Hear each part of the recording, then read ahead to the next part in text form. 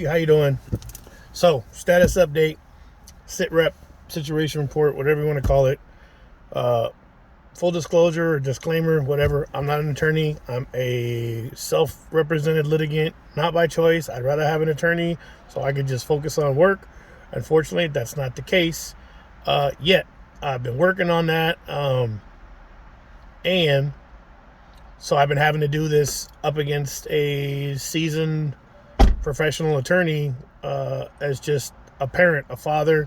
So it's not easy. But so we had that hearing on the 1st, which I gave you all a video that expresses what that was for, which was I filed a request for order, RFO, to amend. It's a request to amend to annulment from a dissolution of marriage to an annulment. And have a prove-up hearing, so you got to essentially present why. And that morning, the respondent's attorney, of course, was combative and they had put in a response to my request for order stating that they wanted it to be denied, blah, blah, blah, based on whatever. But when I showed up with my evidence. I was prepared to go at that moment. So the judge was like, okay, wait, hold on. There's more to this. And based on what I'm hearing, we need to go and have another hearing, but I don't have availability right now. Let's do it later on today. So that's when a separate hearing was scheduled for 14:30, which is 2:30 for the rest of y'all. And she was doing juvenile court, so she was there. That's why I was at the juvenile hall as opposed to the county courthouse in downtown Napa. We started there, ended up over there at the juvenile hall. So during that hearing, I was ready to go. I had my compelling argument, enough so that, and some of y'all were there. I encourage people to go and to see. Don't take my opinion for it. It's imperative that people watch what can be done and how it goes, and what parents may be up against, whether you have money or you don't have the money or you watch the attorneys. I'm fighting to protect my son and my constitutional rights under the 14th Amendment and the First Amendment, and I'm adamant, but yet reasonable. I mean, I could show you that I'm reasonable because I keep offering. I'm not stupid. I put it in writing because it's evident that these people were just going to deny, and lie, and they flat out lied. The respondent flat out lied, and I can prove it because I have a text message to show that she was lying. So she lied on the 1st, and then she lied this morning, which again I can also prove. So I don't understand what the deal is. Like, my impression was that the truth has to be tethered to justice, otherwise anybody could just lie and get away. And I mean, okay, obviously we all know that that's not always the case. That's who has a better argument or more money sometimes. But to just go in there, people who are ethically obligated to tell the truth, whether they're under oath or not, and people that are sworn, I mean, it's just crazy. Sworn first responders that literally write reports and submit it to the court for the people of Napa County, whether it's for the victims or for the families to represent, whatever. If they're lying in court, that impacts the justice system as a whole and the people that depend on the integrity of the investigators that are handing it over to the judge, because the judges are in a box and they have to rule based on what they see in front of them or what's presented. They're not investigators to go out there. That's a whole different department. But if those investigators are capable of coming into the courtroom and lying, which, I mean, hey, I'm not going to act like this is the first case in America where that happens. But to see the audacity and just the brazen, just going there and just flat out lie like it's like whatever, it's like, holy smokes. So we had the hearing this morning. On the 1st, that attorney said that he's not party to these matters, but he showed up as a surprise or special appearance on behalf. And mind you, I have a complaint filed with the bar against this person, and it's crazy. The initial complaint started because he was threatening me. You guys have seen the videos of me as a parent, 14th Amendment, First Amendment, going and exercising my right. Any parent or person who is concerned about the welfare of a child can call child welfare services or go in there. I didn't do that. I went to Kaiser first and tried to navigate like, hey, there's an alcohol problem with this person. They have 2 DUIs at felony level. The first was a misdemeanor, the second was a felony. I have the arrest reports. It was a felony because the second one was on the 234th day, so less than a year. That's an enhancement. And the level of alcohol in her system was higher than the first. So that makes, those are two extra enhancements that made it a felony. She had to do jail time for that. So it's a reasonable assertion that this person's capable of it, because that person had a college degree when they did all this. They had a job.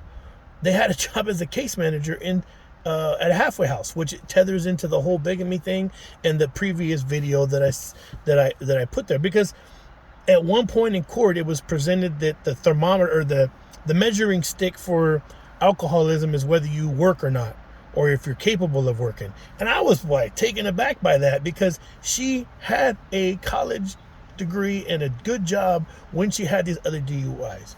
There was a young lady who just killed her passenger, who was a nurse. I think the passenger might have been a nurse too, but she was drunk. She was on the wrong side of the road, right exactly here, but on that highway 20, and she was on the wrong side of the road, hit somebody and launched her passenger, who died. She's now on trial for vehicular manslaughter.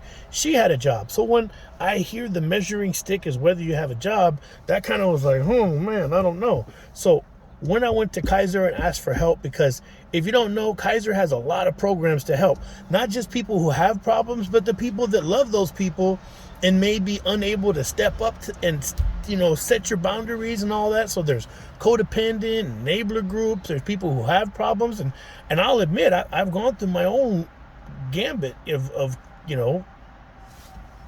trials and tribulation, weathered my own tempest and stuff, and suffrage and addiction. And I'll explain more of that to y'all later. I think I got to put a video up that was from that day in court at Juvenile Hall right there, to kind of tells you where the journey all started and how that brings us to here where we're at now. But this morning, so after we had the hearing on Monday, the judge approved the motion to amend. And so we're going to have a hearing. We have case management coming up on June. And I'm pretty sure she said that we were going to have an evidentiary hearing on that date for these matters and to prepare. The attorney came in and said, no, we're going to have a CMC and blah, blah. Case management said whatever. Like, what? No, she said we're going to have an evidentiary hearing is too, because we have two different issues popping out in front right there for the same case. So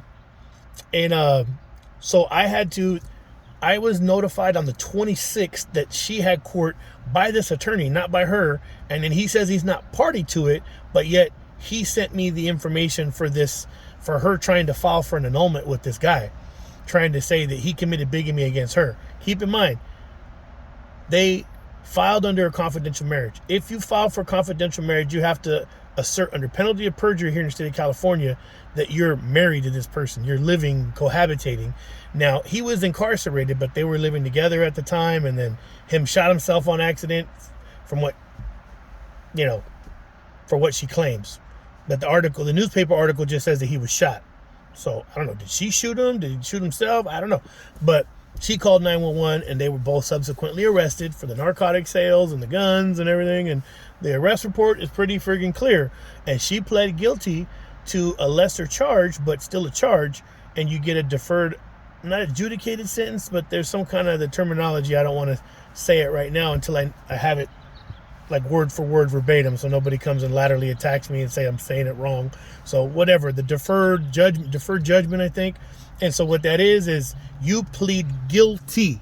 That means you say you did it. Not like, the charges were dismissed because I was innocent or there wasn't enough evidence. No, you have to plead guilty first and admit to your crime, which she did. Then they give you like 18 months to do a program, and then they dismiss the charges. That's what a PC 1000 is here in California. But that doesn't mean you didn't do the crime.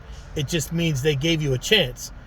Now, it's ironic because she was selling drugs to drug addicts who were suffering. The PC 1000 program is for drug addicts, people who have the addiction that are suffering, so they showed them mercy. So they gave the drug dealer, which to my knowledge, he was a drug addict and a drug dealer, but she wasn't a drug addict. She was an alcoholic. So, okay, fair enough, maybe, okay. But they were selling heroin and meth. And if you know anything about those two things, it's mental and physical slavery that you may never recover from. There's parents out there that neglect their children, and there's just people that do it with children in their body and breastfeeding land. Like, those are some hard ones, man, out there. I have a hard time, like, stepping back and thinking as a parent, like, yo, how could you go do this and abandon your child at the same time? To be like, hey, we went to school together. You're a social worker. I was dating your brother. Here, take my kid. Poof. And then go run off with this dude to go do this stuff, getting DUIs. The kid's over there suffering. He had his first epileptic seizure in her arms. She tells me this story. I've held him in my arms as he's had epileptic seizures as a teenager right here in Napa. And so, having looked at the pictures after the fact, like after I filed and after she moved out, and doing the math, like, yo, she was drinking when she had this kid in her body.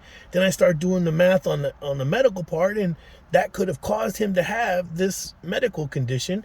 And then to abandon him to go do this stuff with this dude, that's, man, it's like, that's rough as a parent. So that has nothing to do with feminism or toxic masculinity or nothing. That's parenting. It's like, how could you do that?